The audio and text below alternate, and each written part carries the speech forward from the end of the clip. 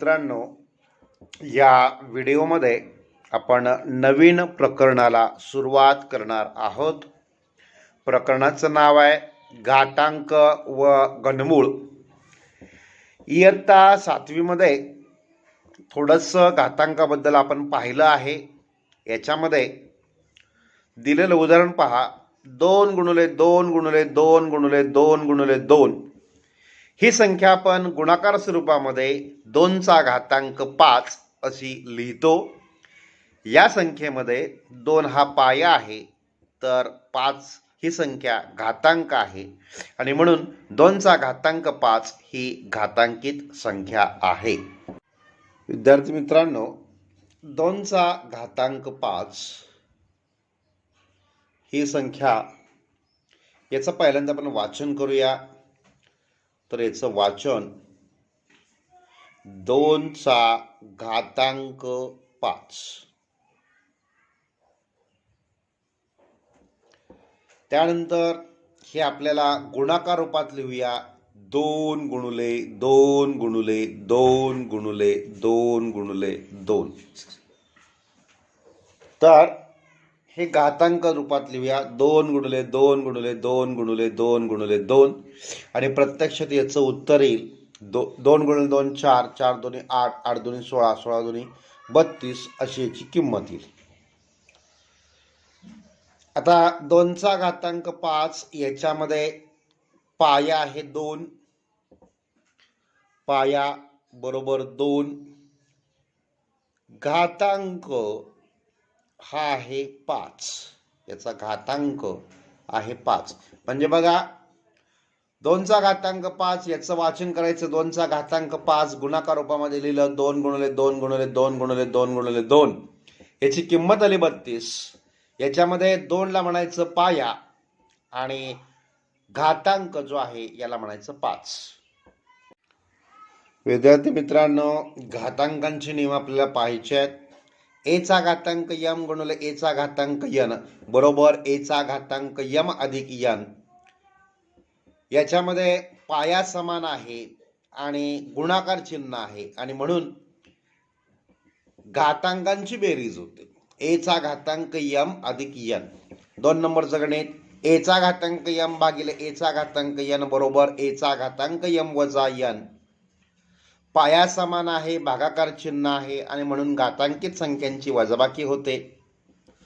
तिसरं गणित, तिसरा नियम आहे ए गुणिले बी कंसामध्ये कंसाचा घातांक यम बरोबर एचा घातांक यम गुणिले बीचा घातांक यम. म्हणजे कंसातील प्रत्येक संख्येचा घातांक, प्रत्यक्षात जो घातांक दिलाय तो आपल्याला घेता येतो. चौथा नियम आहे एचा घातांक 0 बरोबर 1. पाचवा नियम आहे एचा घातांक वजा यम बरोबर 1 छेद एचा घातांक यम. सहावा एचा घातांक यमचा घातांक यन बरोबर एचा घातांक यम एन. ए भागिले बीचा घातांक यम बरोबर एचा घातांक यम भागिले बीचा घातांक यम. आणि म्हणून या ह्याच्यामध्ये कंसामध्ये जे दिलंय या प्रत्येकाचा घातांक हा वेगवेगळा लिहायचा. आता बघा, 3 नंबर आणि 6 नंबर मध्ये समान आपल्याला लक्षात येत आहे. 3 नंबर मध्ये गुणाकार आहे, 6 नंबर मध्ये भागाकार आहे आणि प्रत्येकाचा घातांक हा स्वतंत्र लिहिलेला आहे. त्यानंतर 8 नंबर मध्ये एचा ए छेद बीचा घातांक वजा यम बरोबर बी छेद एचा घातांक धन यम. म्हणजे अशा पद्धतीने हे घातांकांचे नियम आहेत. विद्यार्थ्यांनो, घातांकांचे नियम वापरून खालील उदाहरणातील चौकटीत योग्य संख्या लिहा. पहिलं गणित आहे 3चा घातांक 5 गुणिले 3चा घातांक 2. म्हणजेच या ठिकाणी गुणाकार चिन्ह आहे आणि प्रत्येकाचा घातांक वेगवेगळा दिला आहे. अशा वेळी पाया समान राहतो आणि घातांकांची बेरीज होते. 5 अधिक 2 म्हणजे 7. याचं उत्तर येईल 7. 2 नंबर 3चा घातांक 7 भागिले 3चा घातांक 9. पाया समान आहे, भागाकार आहे, घातांकांची वजाबाकी होते. 7 वजा 9, 7तनं 9 गेलं, 2 उरतं आणि प्रत्यक्षात 7 आणि 9 याच्यामध्ये चिन्हांचा विचार केला तर 9ला वजा चिन्ह आहे आणि म्हणून या ठिकाणी 9तनं 7 गेलं, 2 उरलं, मोठ्याचं चिन्ह म्हणजे 3चा घातांक वजा 2. 3 नंबरचं गणित 3 चा घातांक 4 चा घातांक 5 बरोबर 3 चा घातांक घाताचा घात म्हणजे यांचा गुणाकार 3 चा घातांक 20 4 गुणुले 5 यांचा गुणाकार 3 चा घातांक 20. चौथं गणित 3 चा घातांक वजा 5 चा घातांक वजा 3 बरोबर 1/5 चा घातांक 3.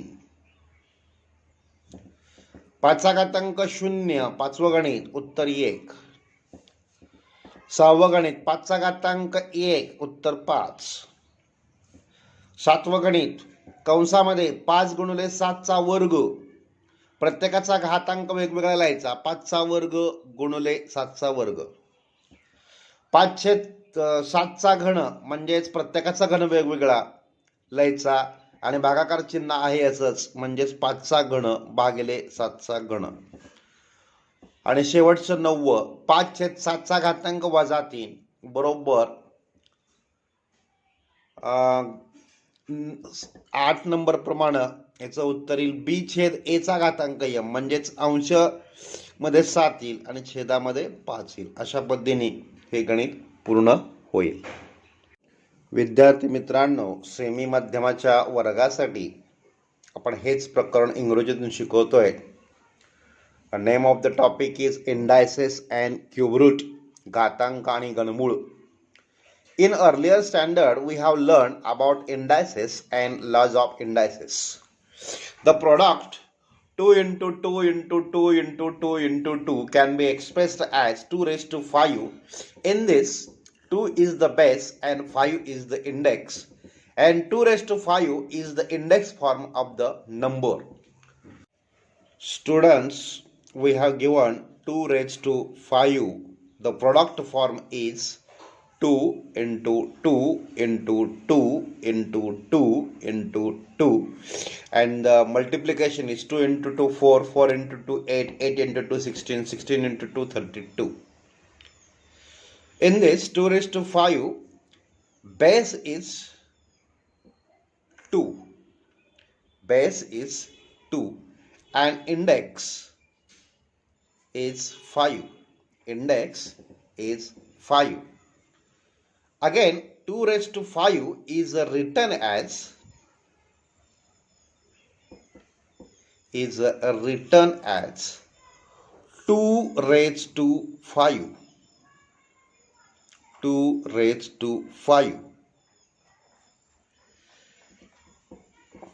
In words शब्दामध्ये त्याला एक्सप्रेस करायचं असेल तर ते या पद्धतीने एक्सप्रेस केलं जातं. Laws of indices: if m and n are integer, then a raised to m into a raised to n, that is equal to a raised to m plus n.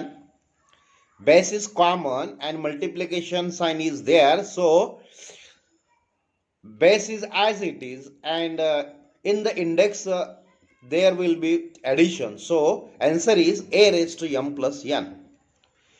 A raised to m divided by a raised to n, that is equal to a raised to m minus n. So in this base is common, so we write base as it is, and division is here in the index form. So in the index form we write as a raised to m minus n. Third is a into b raised to m. In the bracket there is multiplication, and multiplication sign is right for every term, so we write a raised to m into a raised to n.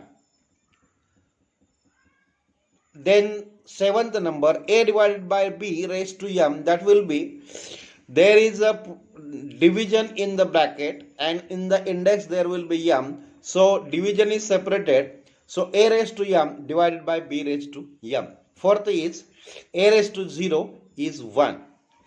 Fifth is a raised to minus m is equal to 1 divided by a raised to m. Sixth is a raised to m raised to n, that is equal to a raised to m n. And eighth सातवं पाहिलं आपण. त्यानंतर eighth a divided by b raised to minus m, so that is equal to b divided by a, that is raised to m. A divided by b raised to minus m, so that is equal to b divided by a raised to m. Students, Using laws of indices, write the proper number in the following boxes. So 3 raised to 5 into 3 raised to 2. So your answer is 3 raised to 5 plus 2. That will be 3 raised to 7. By using the first rule. In the first rule, a raised to m into a raised to n. So a raised to m plus n. So 5 plus 2, that will be 7. Again, 3 raised to 7 divided by 3 raised to 9. In this, 3 raised to 7 minus 9, and that will be 3 raised to minus 2. 3 raised to 4 raised to 5. In this, we use rule number 6. 3 raised to 4 into 5, that will be 3 raised to 20. 5 raised to minus 3, so that is equal to 1 divided by 5 raised to plus 3. 5 raised to 0, that will be 1. 5 raised to 1, that answer is 5. 5 into 7 raised to 2, so answer is 5 raised to 2 and 7 into 7 raised to 2. 5 divided by 7 raised to 3. So here answer is bracket raised to 3 divided by bracket raised to 3. Answer is 5 raised to 3 divided by 7 raised to 3. And last, 5 divided by 7 raised to minus 3. So answer is 7 divided by 5 raised to 3.